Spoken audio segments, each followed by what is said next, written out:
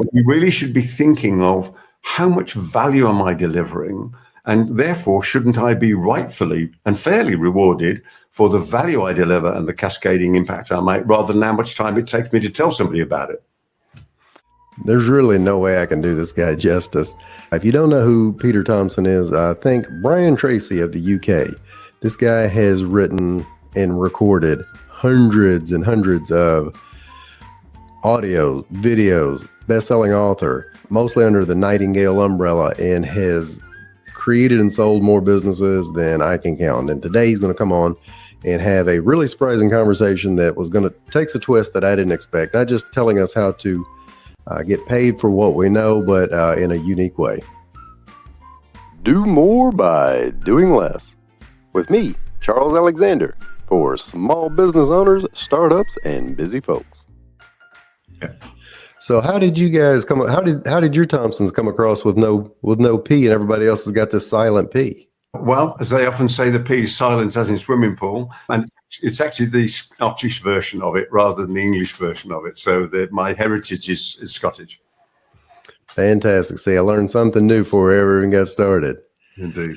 So speaking of learning something new, Peter, by the time you were my age, and I'm hitting the late 40s, but by the time you were my age and early 40s, you'd already created and sold multiple businesses. And then you're at a point now where you've got hundreds of videos and audios, best-selling books, teaching people how basically do what I like doing for a living, which is really the secret. I invited you on here just so I could pick your brain.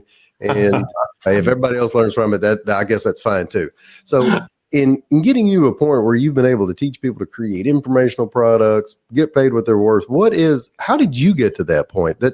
We're going to get into the nitty gritty in a minute, but what kind of mindset did you have to create or overcome, and strategies kind of got you to that point where you could teach the rest of us to do what you do?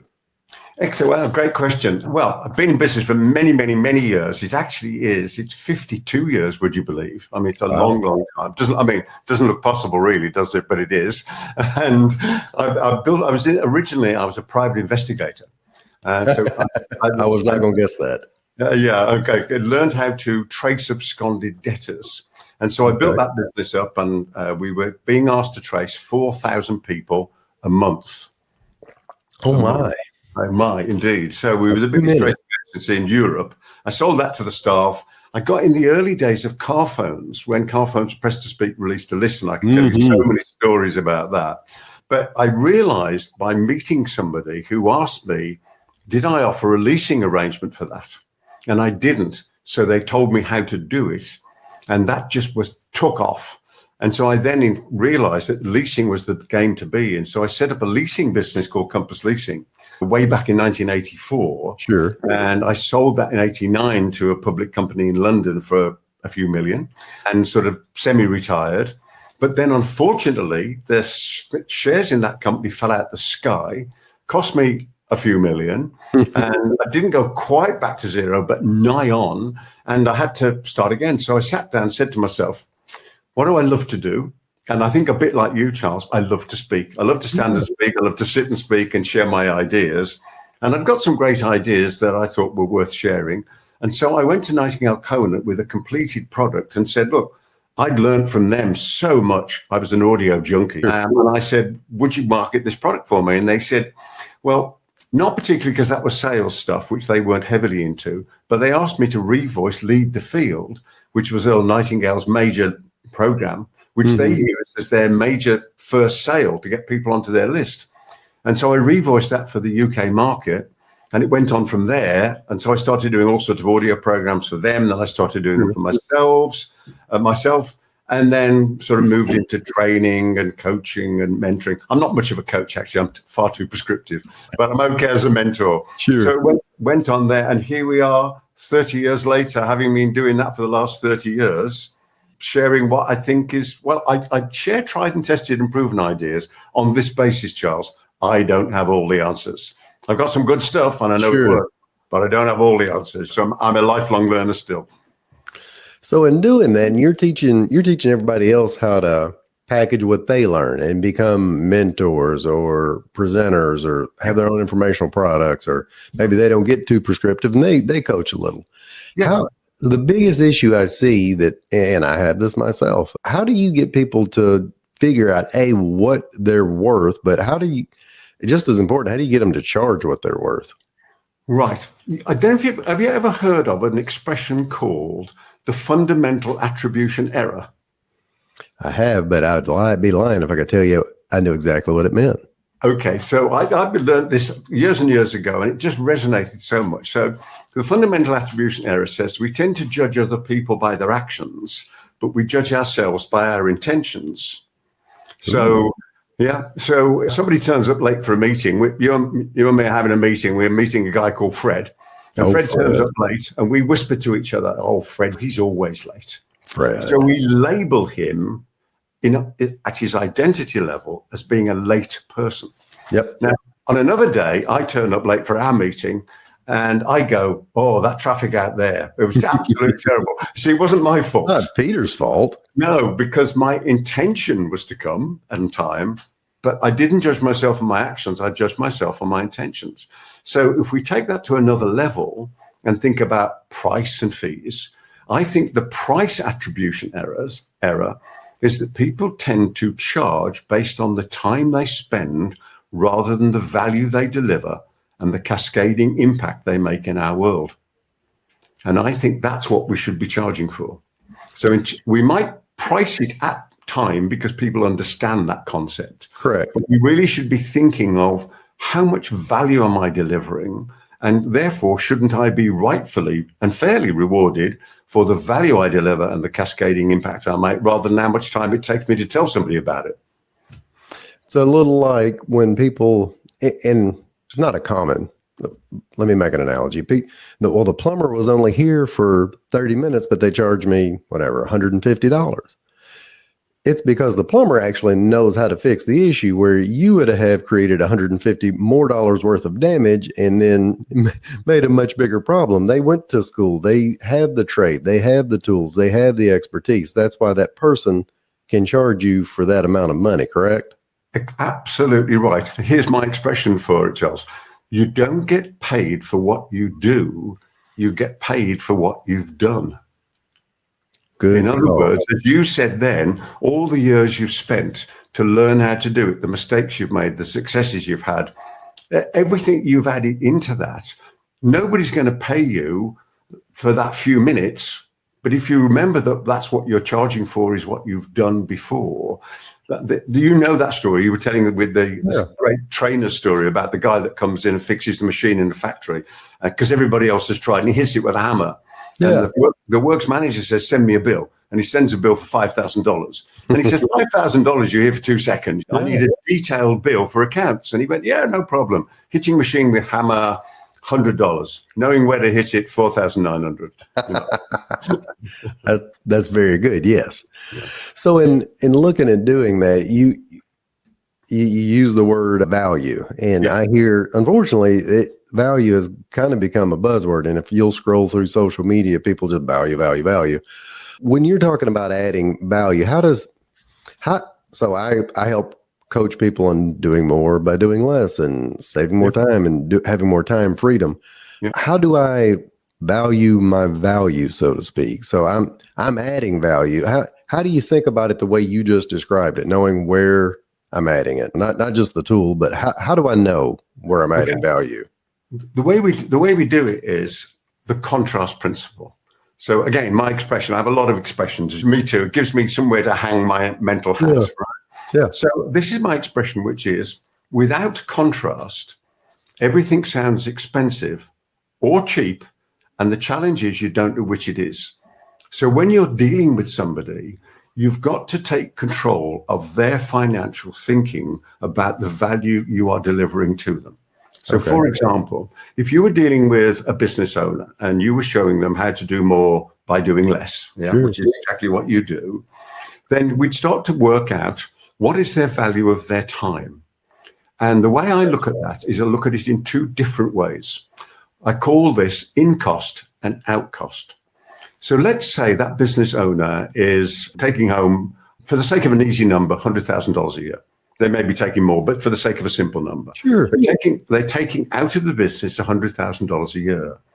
But that's what I call out cost. That's what's going out of the company. But what needs to come into the company so that the 100,000 can go out? Well, if they're a manufacturing company, it could be 5 million. Right? If they were a small consultancy business with no staff and working from home, it might be 150,000 over. Right. Yeah. So there is a multiplier somewhere of what must come in to what must go out. So rather than valuing their time based on their out cost, in other words, what they get, where they should be valuing their time is what has to come into the business, because that's got to be invoiced. So we should be working on the in cost. So number one, somebody thinks of their time as 100,000. So we're talking 2,000 a week. Therefore, we're talking $400 a day. Right. If we're immediately saying that that is maybe 5 times that, suddenly their time is worth $2,000 a day. But that's Good what call. they get paid. Then we say, what's the value they add for their clients by using their time? And how you can maximize the value of that time by giving them a variety of tools and techniques so that they get more done, but with less. Yeah. So suddenly, instead of that hour being worth $500, that hour is worth $2,000. Gotcha. And you're saying, I can save you or create for you $2,000 a week in time. That's $100,000 a year. And the great news is my fee isn't $100,000 to teach you. My fee is $10,000 to teach you because I'm giving you $100,000 of value. Give you a 10-to-1 return. Absolutely right. Fantastic. Exactly. And because this is the expression. I'm betting Robert Cialdini, obviously, Influence, Science and Practice. Yeah, Absolutely. Yeah. So I met him in London some years ago, and I interviewed him because one of the programs I have used to be a monthly audio newsletter, and there was always an interview with somebody, just a 20-minute interview, the way we do this together. And I met Bob Cialdini, and I was chatting to him, and I noticed when he was speaking, because I watched him speak, that he used 2 words, before and then. And I asked him about it, and I said, Bob, I said, I noticed you use these 2 words. And he said, Peter, that is absolutely right. He said, because it is how you create the climate in which ethical persuasion takes place. So my simple expression of that is, it's what you say before you say what you mean to say. What you say. It's what you say. It's what you say before you say what you mean to say. So in other words, if I'm talking in your place, being you for a moment, to a business owner, and I've explained to them the concept of in cost and out cost, and I've explained the value I'm going to add for them is worth $100,000 a year extra, then that's what I said before I said the fee. Gotcha. That makes so much sense. And speaking of, and I always butcher Cialdini's last name. Great book, Influence, 7 levers that he uses in order to help create that. And I think what you're talking about, a lesser known book, Persuasion, but that was probably what he would talk about in Persuasion, because he's already telling you what he's about to contrast.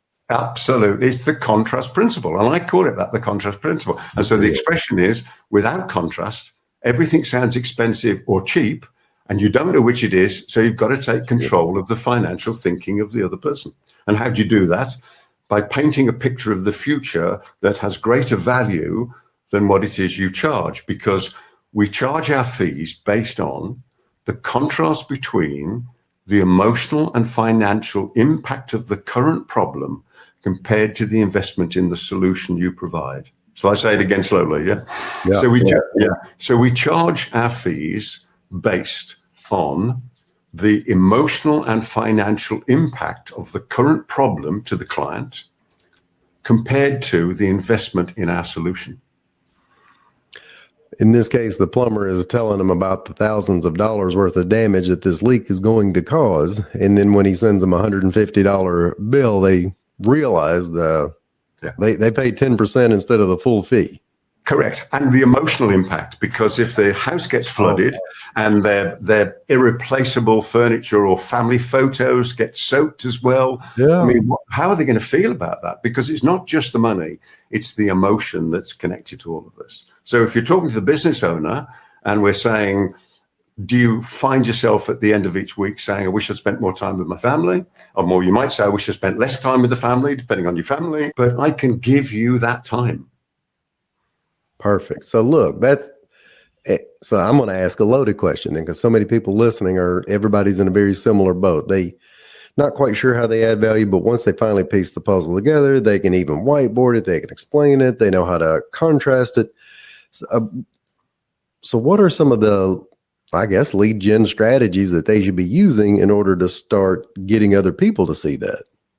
Right.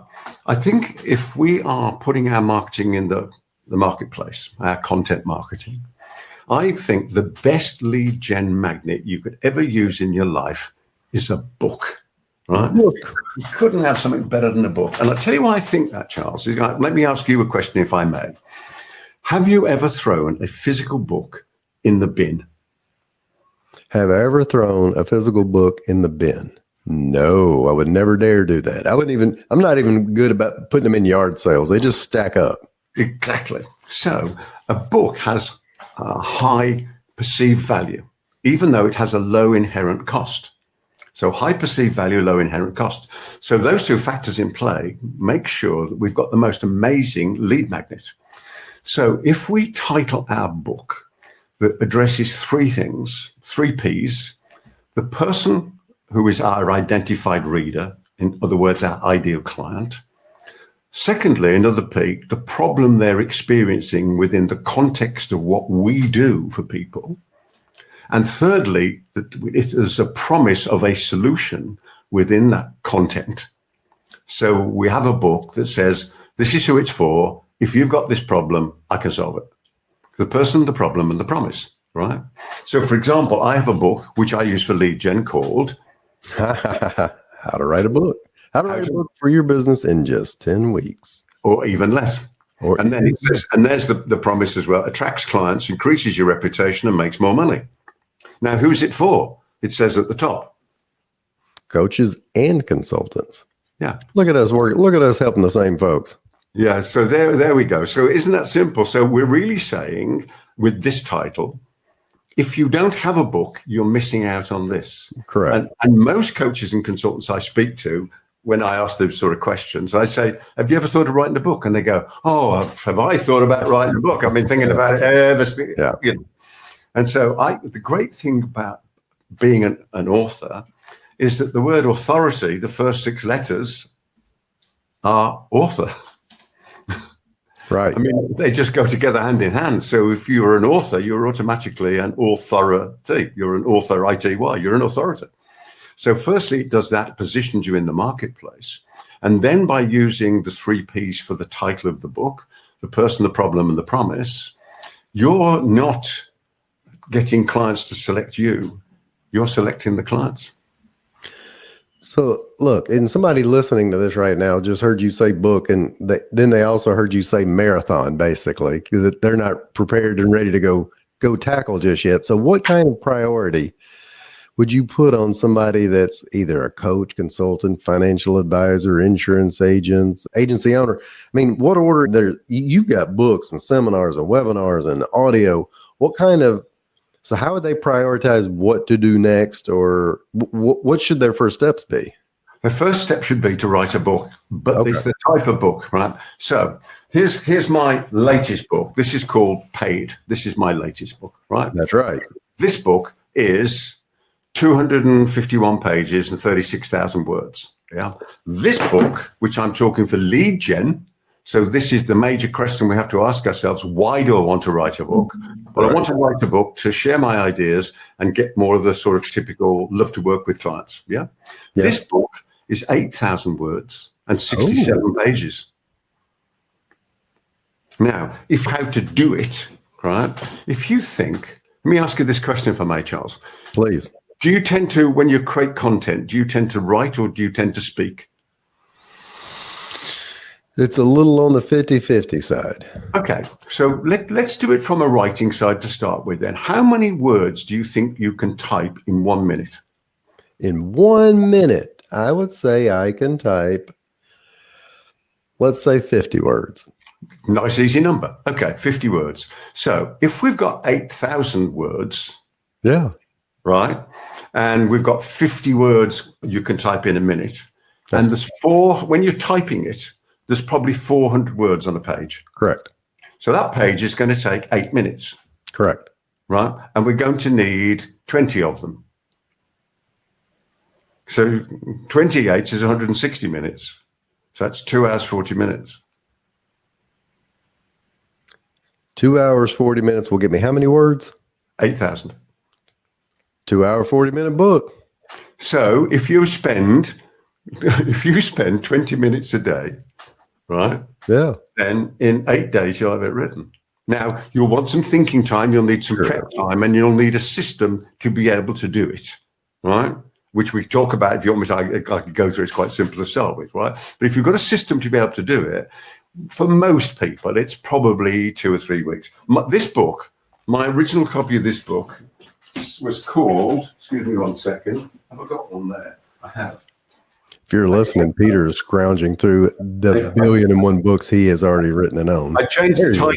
It used to be that.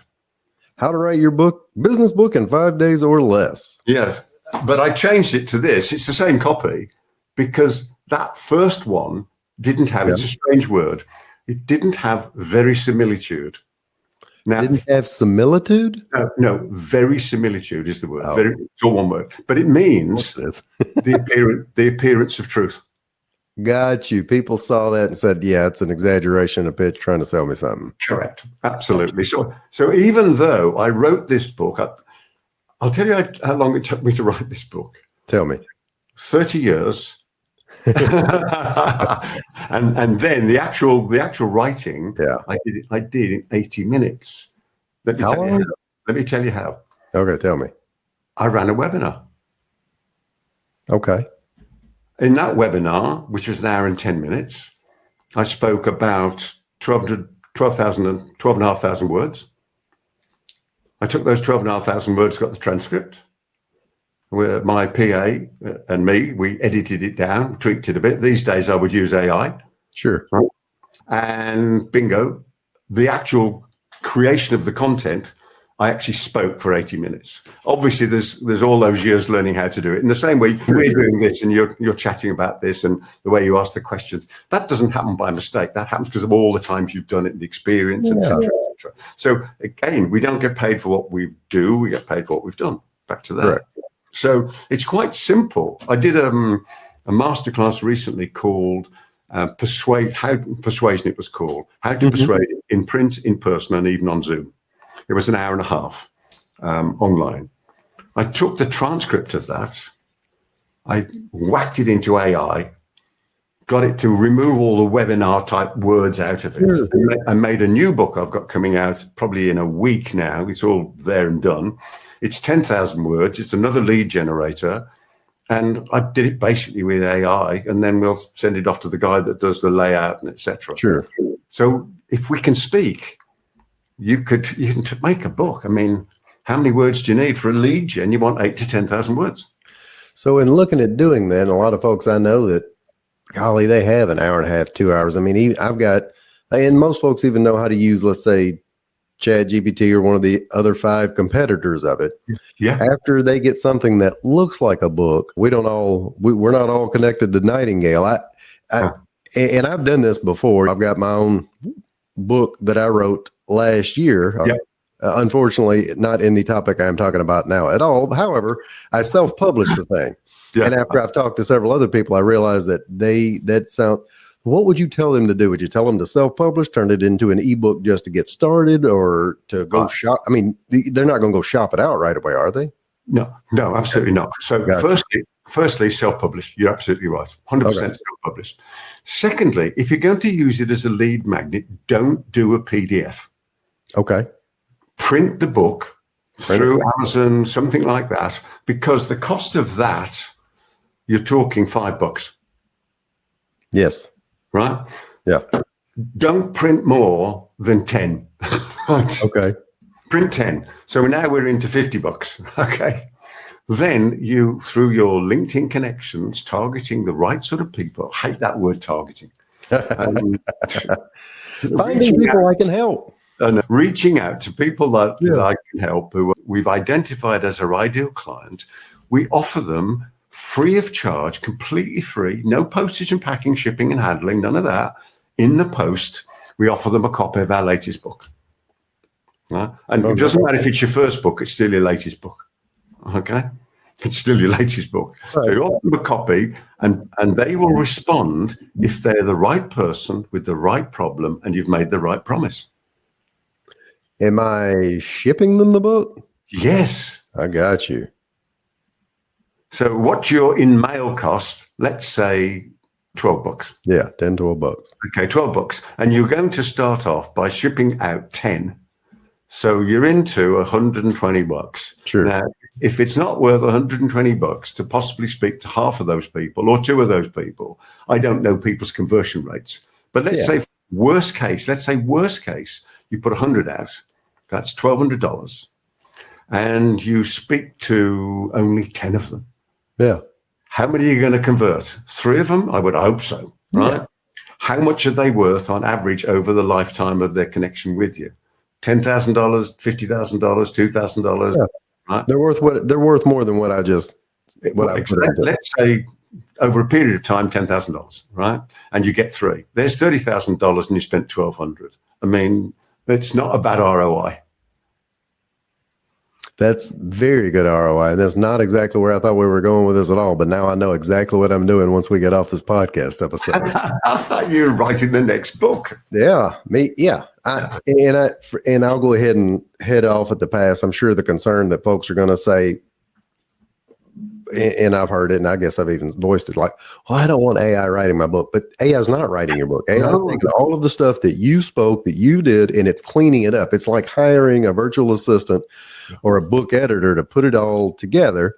And then you can go get a quote unquote real book editor, millions of them online not millions, but lots of them online at Upwork.com and other fine places to clean it up. Yeah, exactly. Now, the thing is, if you're going to use AI with the current material you've got, when actually considering writing, it doesn't take a lot of time. It probably takes, if you took a fortnight and you promised yourself you do half an hour a day, you'd have it sorted, right? Sure. But let's say you are going to take the stuff. This is what you can do with. This is what I do with the latest one I did. I use Claude as well as ChatGPT and Perplexity, etc. Right? So in Claude, you can create what's called a project. And in the project, I created a project called Peter's Voice. And I uploaded material that I've written to it. So it understands my voice. Yep. And then I'll put a bit of content in and I'll say, turn this into my voice. Then what I'll do is I'll edit that to make sure it absolutely sounds like me. And I'll upload both versions back into Claude and say, do me a report on the differences you've spotted in my edited version and your original. I got you. Because that's the mistakes it's making. So I then take that report and upload it into project knowledge in the project so that it uses that for the next iteration that we do. And I keep on doing that again and again and again. So every time I use it, if it doesn't get it quite right, I edit it. I get it to do a report telling me what the differences are, and I upload that report into the product knowledge, which is the base knowledge of the project that you've created. Same way if you created a GPT in ChatGPT. Yeah. So I created, 9 different GPTs. I've got one for video scripting. I've got one for one of my granddaughter's homework. I created I've got all sorts of stuff because they're so easy to create because it just talks you through the system. You just ask it and it does it. So very simple to do that. And away you go. You either use your own content or you record the content or you type the content. But honestly, Charles, this is the best lead generator in the world. You're positioned as authority. You've got a book with your name, your picture on, your strap line on it. You've got your what's called the blurb. It's the proper word on the back that talks all about you. You've got great content. And you're saying to people, would you like a copy of my latest book based on the person, the problem, and the promise? And when they're responding, they don't go, oh, go on, then I'll have it. They go, me, please, I'll have that. That's what I want. Yeah. And then you have appropriate follow-up processes. I mean, we could speak for hours and hours and hours. You have an appropriate follow-up that brings them into an appointment with you. Maybe it's a calendar link or whatever it might be. And then it's up to you, the person who's done this that we're talking to be able to convert people who at least have shown they're interested to be a client. Maybe for one session and see how it goes. I mean, it's a system, isn't it? It's like Michael Gerber said in the E-Myth. You need an extraordinary system that allows ordinary activity and ordinary people to generate extraordinary results. We haven't got to be extraordinary. We just got to plug into the system and keep running the system. So there it is, fast, furious. We got to figure out what we're truly worth. We've got to be able to contrast it. We've got to believe it. And then once you do that, you need something that provides authority. Peter's opinion and the way he just described it sold me pretty quickly. You've got to have, it would be really nice to have a book. And I've been through that process where I wrote it from scratch, folks, and it took quite a while. That now I need to do more by doing less book. Hey, speaking of which, I'm going to pivot to, we're about out of time, but I'm going to pivot to a question I ask everybody, Peter. Hope this didn't throw you off track, but in order to do more by doing less, I always ask my guests, what is something right now that you personally, Peter, should be doing less of? I probably should be doing a little less playing around on AI rather than just... I'm not sure it's true. I was struggling for an answer, so I've come up with that for that's a great answer to your question. I have lost many an afternoon trying to see what all magic tricks I could get chat to do. And it can do a lot of them, but most of them I don't ever utilize again. So if let's say we're playing around with Claude and chat a little bit less, what will that allow you to do more of? At the moment, my absolute focus is on creating more content, because although I've created a lot of content, I'm in the process of doing, funny enough, I'm actually doing it's not called this, but it's a time management course that I've just about finished the writing, and it'll be a video course. Sure. And so I'll be doing that soon. I don't know, it'll probably be about 2 hours. If I'm good enough, it'll be an hour and a half because it's time management. Right. But so I think that's probably what I would do more of is more courses, because I love doing it and I know it helps and it makes money, and it's what I do. Fantastic. Peter, how can somebody find you? Well, I think the best way, and this may really help them, is why don't people go and have a look at thepaidbook.com. Okay. So thepaidbook.com. And if they got this, and there's a variety of versions of it, Audible, and there's this one, and there's the Kindle version, all sorts. But there's a link in there to all sorts of things. And one of the links that I give away free is a copy of this. How to write a book for your business. So if they're interested in writing a book for their business, it comes as one of the bonuses of Paid. Fantastic. The Paid book. In fact, why don't I do this? Because we were playing, laughing to each other earlier, weren't we? So if I did that, then that make it clear to people that that's what it is. It's the Paid book. And that's for those of you that are watching instead of listening. Yes. He has put up a fantastic scroller that says thepaidbook.com. Peter's got all the bells and whistles. That a baby. Peter, I super duper appreciate you coming on here to hang out. That was a lot of information in a short period of time. I'm going to go back, watch, rewatch, listen, and read the transcript, and I hope everybody else takes advantage of it too. Thank you, sir. And hey, man, have a great day. Thank you. It was a real pleasure, and I love the question. I really enjoyed this, Charles. Thank you so much for the opportunity. I appreciate it. If you're an entrepreneur, solopreneur, advisor, agent, or freelancer, listen up. If you'd rather do what you love, spend more time with family, friends, traveling, exercise, sleep, have the time to do what you want instead of putting out fires, fighting never-ending to-do lists, checking email at 9 p.m., then go to yourcharlesalexander.com. I've created the toolkit you need with all the bells and whistles to help you streamline your workflow without sacrificing your income. Just go to yourcharlesalexander.com, scroll to the bottom, grab the exclusive toolkit, and start seeing results right away and take the first step toward a more balanced work life. And as always, if you don't, an angel may actually lose its wings. True story. Have a great day.